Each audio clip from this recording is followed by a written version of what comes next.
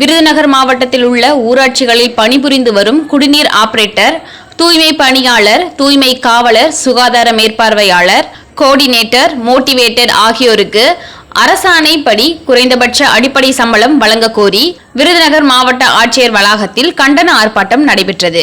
இந்த ஆர்ப்பாட்டத்திற்கு முனியசாமி மாவட்ட கன்வீனர் தலைமை தாங்கினார். காலியாக உள்ள காலி பணியிடங்களை நிரப்புவதற்கு அரசு தடையாணையை ரத்து செய்ய வேண்டும் எனவும், காலி பணியிடங்களை நிரப்ப வேண்டும் எனவும் போன்ற பல்வேறு கோரிக்கைகளை வலியுறுத்தி கண்டன ஆர்ப்பாட்டம் நடைபெற்றது.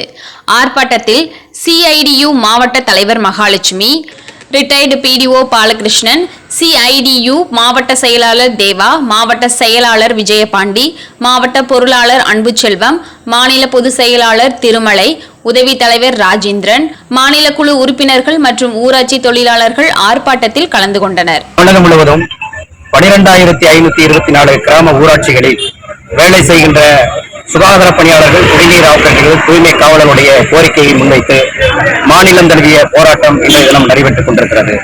குறிப்பாக 10/5/2000 பின்னர் புதிய நியமனம் கூடாது என அரசு தடை பிறப்பித்திருக்கக்கூடிய தடை உத்தரவை ரத்து செய்யப்பட வேண்டும்.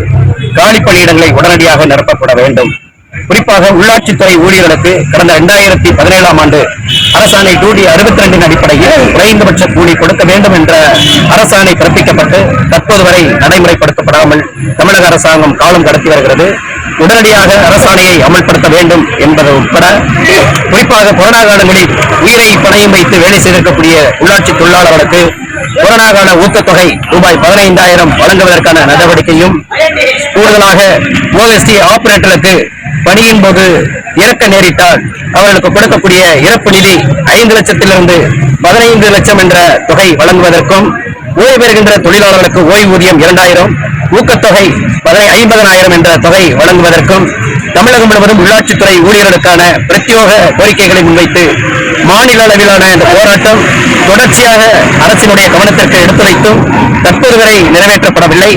எதிர்வரக்கூடிய காலங்களில் அரசினுடைய கவனத்திற்கு எடுத்துச் செல்கின்ற அடிப்படையில் வேலைநிறுத்த போராட்டத்தை முன்னெடுக்க இருக்கிறோம் என்பதை இந்த சந்தர்ப்பத்தில் தெரிவித்துக் கொண்டு, தினமுல்லை செய்திகளுக்காக விருதுநகர் மாவட்ட செய்தியாளர் கோபால். செய்திகளை உடனுக்குடன் தெரிந்து கொள்ள தினமுல்லை நியூஸ் தமிழ் சேனலை சப்ஸ்கிரைப் பண்ணுங்க.